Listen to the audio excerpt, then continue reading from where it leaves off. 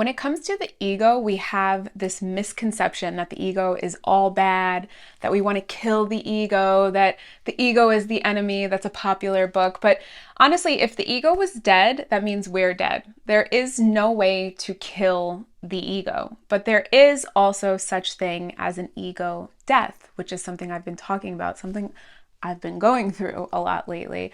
So I just want to shed some light on this topic and this conversation of good ego and bad ego. Welcome back to my channel. My name is Jackie and I help people live better lives. I help people touch better mental health, better physical health, better spiritual health, better emotional health. And then once we align a life that feels good on the inside, I help you to manifest your dream life, to help you create a life that also looks good on the outside. But I promise you, as someone who has had the life that looks cool on the gram without having the fulfillment inside, mentally, spiritually, physically, emotionally, there is no point to having a life that looks cool on the outside but feels like shit on the inside.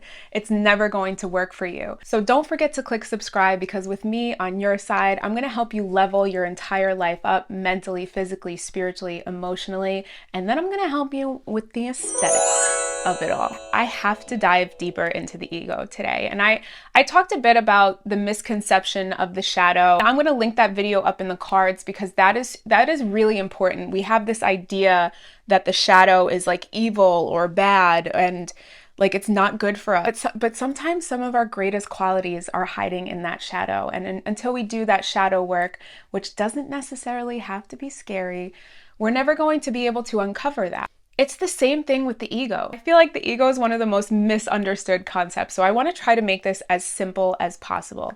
So that's why I say good ego and bad ego. And when I'm talking about the good ego, I'm talking about conscious ego. The way that I like to think of the conscious good ego is like the hype man in your corner. You're in a fight and you got that person in your corner cheering you on, lifting you up. Let's say you're working out and you feel like I can't do anymore, but that voice in the back of your head is like, you got 5 more push-ups, or you can run another mile, or whatever it is, you can do this. You're about to give a big presentation and you're like, oh my God, I'm going to suck at it. That voice in the back of your head that's like, you got this. That is your good and your conscious ego. And that ego can help take you so far in life. Without that good conscious ego, where are we going? Without that good and conscious ego supporting us, it's a little bit harder to move through things. So that's when people talk about like kill the ego. No, you don't want to kill the ego, but you do want to beat the ego into submission. And the part of the ego that you want to beat into submission is, let's say, the bad ego or the subconscious ego. And now calling things good and bad is like a whole other thing that I don't really like to do, because who's to say positive, negative, something that might feel negative and bad at one point might end up ultimately being the greatest thing that could have happened to you. Shout out to my ex. I had a relationship back in the day that when that ended, I thought it was the worst, most negative thing in the entire world. But now, you know, with some years of reflection, I'm like, oh, thank God, you know, that was the greatest thing ever. So like good and bad is very subjective, but just for the purpose of this video, let's call this the subconscious ego, the bad ego. And I've talked about the power of the subconscious mind. I'm going to put that video up in the cards as well, because that's another really important video to understand how powerful our subconscious mind is. Our subconscious mind controls 95% of our actions, our decisions, our choices. Everything that we do is controlled by the subconscious mind. So if we are not actively programming our subconscious mind, our subconscious ego is now pulling at us and doing things that aren't necessarily good for us. And I like to think of the subconscious ego as the devil on your shoulder. And that man is not like the hype man in your corner. That man is on your shoulder and he's like, you can't do that. You can't do another 5 push-ups. You can't run another mile. You're going to suck at this presentation. And that's when you start to let that take over and you spiral into those negative thoughts. You're not good enough. I'm not pretty enough. I'm not smart enough. I'm not talented enough. I'm not.